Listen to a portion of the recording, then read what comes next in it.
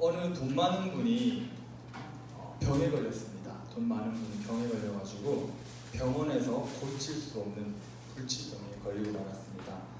그런데 교회에 나가면은 고칠 수 있다는 말을 듣고 불치병을 고치려고 교회에 나갔습니다. 그리고 거기는 담임 목사님께 이야기를 했습니다. 목사님, 제 질병이 치료되어서 생명이 연장된다면 제가 교회를 건축하도록 하겠습니다. 그 말을 들은 목사님께서는 기대를 가지고 열심히 기도를 하였습니다. 그런데 기적이 일어났습니다. 그 사람의 병이 나아버린 겁니다. 그래서 그분은 처음에 그 목사님께 약속하신 대로 땅을 사고 교회를 건축했습니다. 그래서 그 교회의 교인은 더욱더 많아졌고, 그리고 그분은 교회의 장로가 되었습니다. 목사님은 이 장로님을 매일같이 교인들에게 자랑했습니다. 땅을 사고 이 교회를 건축한 분이 이 장로님이라면서 새로 오는 모든 사람들한테 매일매일 소개를 시켜주고 자랑을 했습니다. 그러다 보니까 거기 교회에 있는 교인들이 당연히 장로님을 잘 섬겼겠죠. 그리고 무엇을 하든지 그 장로님을 앞세워주고, 식당에서 식사할 때도 따로 장로님 방에 이렇게 식사를 할 수 있도록 방까지 차려주었습니다. 교회에만 가면요, 성도들이 이 장로님을 왕처럼 이렇게 대접해 주었던 거죠. 물론 장로님이 왕이었다면요, 담임 목사님은 거의 황제처럼 대접을 받았습니다. 그런데 이 장로님과 목사님이 나이가 많이 들어가지고 두 분 다 돌아가셨어요. 돌아가셔서 천국에 갔습니다. 천국에 갔는데 이 장로님이 천국에 가서 천국 식당에 이렇게 딱 앉아 있는데 아무리 기다려도 아무도 서빙을 보러 안 오는 거예요. 30분을 기다려도 40분을 기다려도 이 장로님한테 서빙을 보러 오는 그런 종업원이 없는 겁니다. 그래서 참다 못한 장로님은 휙 이렇게 또 지나가는 종업원을 억지로 붙잡고 이야기를 했어요. 아니, 물도 안 갖다 주고 뭘 드시겠냐고, 메뉴도 안 물어보고 뭐 하는 거냐고, 지금 천국 서비스가 뭐 이러냐고, 천국 우리 교회보다 못하네요 이러면서 종업원한테 뭐라고 했어요. 뭐라고 하니까 그 종업원이 장로님, 여기는 셀프 서비스입니다 그렇게 얘기하면서, 그 말을 들으니까 장로님 다시 질문한 거죠. 아니, 그러면은 왜 저기 있는 저 사람들은 셀프 서비스가 아니라 왜 종업원들이 저렇게 하고 있는데 나만 셀프 서비스입니까? 이렇게 얘기하니까 그 종업원이 얘기하는 것이, 저분들 말이니까 저분들은 집사님들과 평신도들입니다. 저분들께서는 지상에서 섬김, 서비스를 항상 남에게 베풀고 남을 잘 섬겼기 때문에 천국에 와서는 저렇게 섬김을 받는 것입니다. 이렇게 이야기하는 겁니다. 이야기하니까 이 종업원이 이렇게 말을 하는 것을 장로님이 듣고는 갑자기 황제처럼 대접받았던 목사님이 생각이 나는 거예요. 그래가지고 그렇다면 우리 교회 목사님은 어디 있어요? 지금 잘 안 보이는 것 같은데? 이렇게 얘기하니까 종업원이 갑자기 그 목사님이요? 지금 배달 나가셨습니다. 이렇게 했다는 그런 재밌는 이야기가 있습니다. 이 외화는 사실은 웃고 넘길 수 있는 이런 이야기지만 또 한편으로 그렇게 가볍게만 들을 수만 없는 이야기입니다. 왜냐하면 이 웃고 넘길 수 있는 이 유머 가운데 예수님께서 가르친 섬김과 교훈이 잘 들어있기 때문입니다. 오늘 우리가 읽은 마가복음 본문 말씀 여러분들이 한번 보시면서 여기는 제자들이 등장하는 것을 여러분들이 알 수가 있습니다. 이 제자들은요, 예수님이 12제자로 삼긴 삼았지만은 예수님께서 그동안 사역을 하실 동안에 예수님께서 가르치시고 아무리 바른 말씀으로 가르치셔도 도통 변화되지도 않고 예수님께서 가르치시는 것을 잘 알아듣지도 못하고, 그리고 자기 멋대로 해석하는 경우가 너무나 많았습니다. 이때까지 제자들은 여기 오늘 마가복음 10장 이 시기까지 예수님께서 십자가에 달려 돌아가실 것이라고는 전혀 생각도 안 했던 거죠. 왜냐하면요, 왜 이 제자 야고보와 요한이 그런 생각을 했냐면은 구약 시대 때부터 자신들의 할아버지, 증조 할아버지, 고조 할아버지, 할아버지부터 쭉 내려오는 입으로 전해오는 그런 메시아에 대한 어떤 이야기들이 있었던 거예요. 그 이야기는 그 메시아가 우리 민족을 위해서 올 것이고, 그 메시아는 우리를 정치적으로, 경제적으로 우리를 구원할 것이고, 그리고 우리 민족을 따로 이렇게 독립시켜줘서 정말 행복한 민족을 만들어줄 메시아가 올 것이다.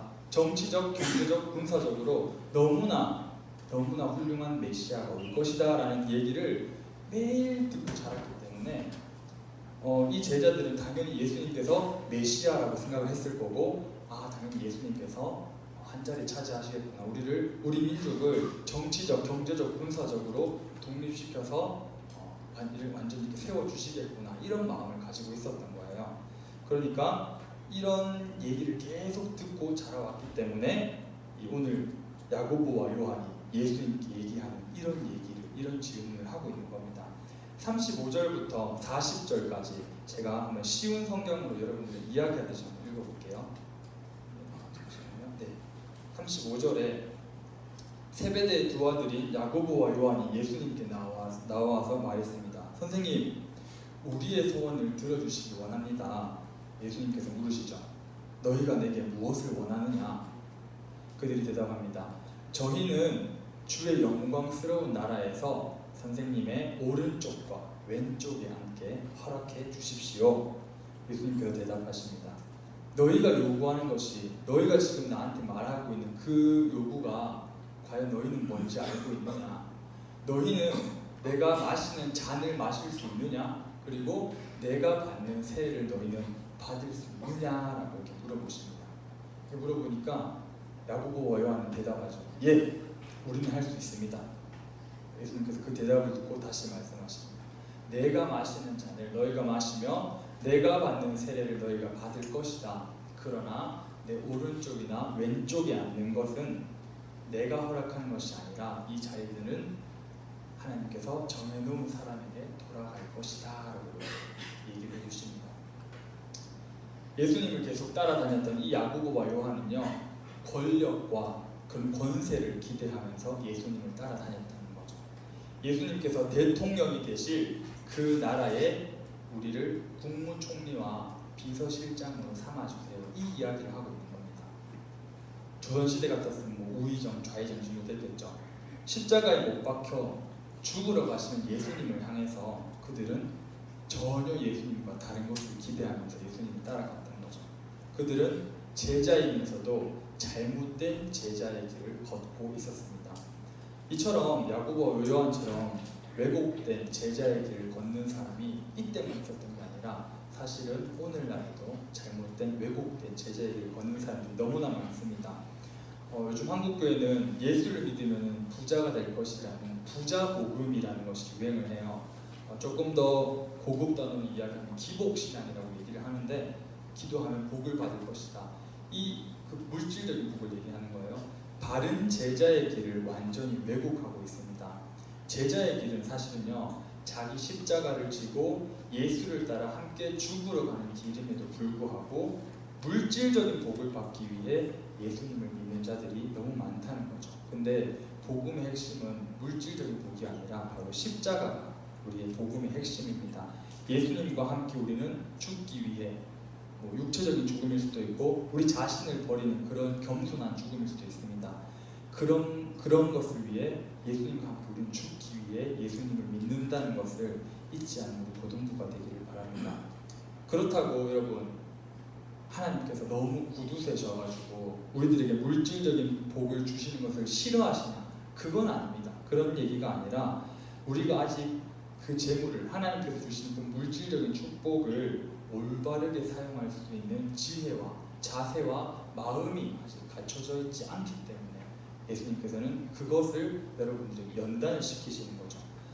아무리 우리가 많은 재물이 있더라도 가장 우리의 우선순위가 하나님이시고, 그리고 우리가 하나님께 영광을 위해 그 재물을 사용할 준비가 만약에 잘 되어 있다면 왜 하나님께서 우리에게 물질적인 복이나 좋은 대학 가거나 좋은 직장 가지는 것을 왜 하나님께서 싫어하시겠어요? 전혀 하나님께서 그것을 싫어하시는 것이 아니라 우리가 받을 만한 그릇이 준비되어야지 하나님께서는 주신다는 것을 여러분들이 꼭 기억을 하셨으면 좋겠습니다. 아무것도 모르고 이렇게 권력을 요구하는, 그리고 한 자리를 차지하기를 원하는 야고보와 요한에게 예수님께서는 너희가 지금 무엇을 구하는지도 알지 못하는구나 라고 이야기하십니다. 내가 마시는 잔과 내가 받는 세례를 너희는 받을 수 있겠느냐라고 물어보십니다. 사실 여러분, 잔과 세는 예수님께서 비유적으로 말씀하신 겁니다. 실제로 이렇게 잔을 먹는 거, 이거 홀짝 먹는 게 이게 뭐가 어려워요, 그렇죠? 세례 받는 것도 그냥 이렇게 있으면 세례 받잖아요. 이걸 얘기하는 게 아니라 예수님께서 말하시는 마시는 잔과 받는 세례라는 것은 바로 고난받고 십자가에서 죽으실 것을 얘기하시는 거죠. 너희는 나를 위하여, 천국을 위하여, 하나님 나라를 위하여 고난을 겪을 준비가 되어 있느냐라고 물어보시는 게 바로 너희는 잔을 마실 수 있고 너희는 세례를 받을 수 있느냐라는 이 물음입니다. 근데 야고보와 요한은 아직까지도 멍청하죠. 아직까지도 정신 못 차리고 있습니다. 예수님 할 수 있습니다. 뭐 포도주 먹고 세례 받는 것이 그렇게 어려운 건가요? 저 할 수 있습니다. 라고 이렇게 39절에 이야기를 하고 있죠. 야고보와 요한에게 어떻게 보면 조금 더 교만이라는 허세의 모습이 많이 보여지고 있습니다. 그런 그들에게 예수님께서 40절에서 말씀하십니다. 39절과 40절에서 내가 마시는 잔을 너희가 마시며 내가 받는 세례를 너희가 받을 것이다. 예언을 하시는 거죠. 그러나 내가 내 오른쪽이나 왼쪽에 앉는 것은 내가 허락하는 것이 아니라 이 자리는 이미 정해놓은 사람들에게 돌아갈 것이다 라고 이야기를 하십니다. 예수님께서 이 야고보와 요한에게 너희는 내가 마시는 잔과 내가 받는 세례를 받을 것이다 라고 예언을 하시는데 이 예언은요 너무나도 정확하게 야고보와 요한의 생애를 통해서 이루어집니다. 예수님께서 십자가에 달려 돌아가시고 부활하신 사건을 경험하고 나서 또한 사도행전에서 선물로 주시는 성령을 받고 나서 이 야고보와 요한은 완전히 변화되죠. 완전히 변화되어서 그제야 이제까지 예수님께서 우리들에게 하신 말씀, 가르쳐 주신 말씀이 확 깨달아지는 겁니다. 그래서 그때부터 예수님을 따르는 진정한 제자들이 되었던 거죠. 39절에 보면은 야고보 요한에게 너희는 내가 마시는 잔을 마실 거고 그리고 내가 받는 세례를 받을 것이다. 무슨 말이냐면요, 너희는 내가 받는 고난처럼 너희는 하나님 나라 예수님 위해서 고난을 받을 것이고 그리고 그렇게 나와 같은 길을 걷게 될 것이다 라고 이야기를 하는 겁니다. 사도행전을 보면은요 야고보는 제자들 중에서 가장 먼저 순교를 합니다. 야고보는. 그리고 요한도요 평생을 살아가면서 섬으로 추방되면서 예수님의 복음을 위해 요한계시록, 요한 1, 2, 3서, 요한복음 이걸 다 쓰면서 핍박과 고난을 받으면서 그제서야 하나님께서 주신 이 잔과 세례를 받는 거죠. 하나님께서 예수님께서 39절에서 야고보와 요한에게 예언하신 것은 그들의 생애를 통하여 하나도 빠짐없이 다 이루시고 성취하고 계신다는 겁니다. 교만과 허세 부리면서 권력만 찾던 야고보와 요한은 진정한 예수님을 만나고 그 복음을 깨닫고 성령으로 변화되어서 결국에는 진정한 제자의 길을 걸어갈 수 있었습니다. 사실 되게 멋있지 않나요? 우리도 여러분 이렇게 쓰임받기를 기도하는 여러분이 되었으면 좋겠습니다. 지금은 우리도 여기 나온 야고보와 요한처럼 무지하고 정말 내 욕심으로 가득할지 모르겠지만 주님은 앞으로도 우리를 계속 연단시킬 것이고 훈련시킬 것이고 나중에는 지금 언제든지 성령으로 변화시켜서 정말 진짜 제자의 길을 걸어가기를 바라고 계시는 겁니다. 그리고 이어서 예수님께서는 마가복음에서 어떻게 보면 가장 핵심적인 말씀을 해주십니다. 핵심적인 말씀은 42절부터 우리 잠깐 지금 잠이 많이 온 친구들 있는 것 같은데 42절부터 45절까지 다시 한번 읽어보겠습니다. 42절부터 45절까지 다시 한번 읽어보겠습니다. 다 같이 읽어보겠습니다. 시작. 예수께서 불러다가 이르시되 이방인의 집권자들이 그들을 임의로 주관하고 그 고관들이 그들에게 권세를 부리는 줄을 너희가 알거니와 너희 중에는 그렇지 않을지니 너희 중에 누구든지 크고자 하는 자는 너희를 섬기는 자가 되고 너희 중에 누구든지 으뜸이 되고자 하는 자는 모든 사람의 종이 되어야 하리라. 인자가 온 것은 섬김을 받으려 함이 아니라 도리어 섬기려 하고 자기 목숨을 많은 사람의 대속물로 주려 함이니라. 아멘. 예수님께서 30년 동안 공생 사역을 하셨어요. 그러면서 거의 마지막쯤에는 이 제자들을 준비시키는 것에 시간을 가장 많이 할애를 하셨습니다. 야고보와 요한이 예수님 좌우편에 앉게 해달라는 정말 말도 안 되는 그런 요청, 정말 정신 못 차린 모습이죠. 또 그것을 보고 열제자들은 화를 내는 이런 모습들은 사실은 하나도 준비되지 못한 제자들의 모습이었습니다. 그래서 다시 한번 이 제자들을 불러 모으셔서 예수님께서는 너희가 지금 살고 있는 이 세상과 하나님의 나라가 어떤 차이가 있는지 설명을 해 주시는 겁니다. 하나님의 나라는요, 여러분, 하나님의 나라는 누군가가 누군가를 마음대로 자기 마음대로 이렇게 주관하고 이런 사람들에 의해서 하나님의 나라가 세워지지 않습니다. 오히려 반대로요, 큰 사람은 섬기는 자가 되고 으뜸이 되는 사람은 종이 된다는 이야기를 하십니다. 우리가 기본적으로 알고 있는 승자와 패자, 우열, 이런 우리가 잘 일반적인 어떤 지도자, 지도력의 개념을 완전히 뒤바뀌어버리는 예수님의 말씀인 거죠. 하나님 나라에서 원하는 그런 원어비 지도자의 모습은요, 당시 이방인 집권자들이나 고관들처럼 권세를 과시하거나 누구를 주관해서 자기 마음대로 이렇게 흔드는 사람이 아니라 다른 사람의 필요를 위해 가장 잘 섬기는 사람이 바로 하나님 나라의 지도자라고 예수님께서 이야기를 하고 계십니다. 그리고 마지막으로 45절에 어떻게 보면 마가복음에서 가장 핵심적인 말씀을 하십니다. 인자가 온 것은 섬김을 받으러 온 것이 아니라 섬기려 하고 내 목숨을 많은 사람의 대속물로 주려 함이니라 라고 이야기를 하십니다. 이게 바로 예수님께서 이 세상에 오신 사명을 이야기하시는 거죠.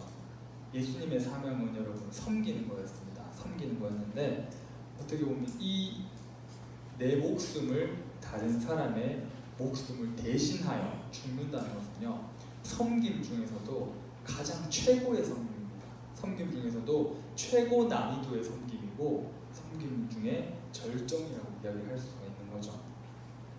우리가 죽어야 할 죽음을 예수님께서 대신 죽으셨다는 이야기입니다. 방금 말씀 중에 높아지려고 하는 자는 낮게 되고 으뜸이 되려고 하는 자는 종이 된다고 얘기를 했잖아요.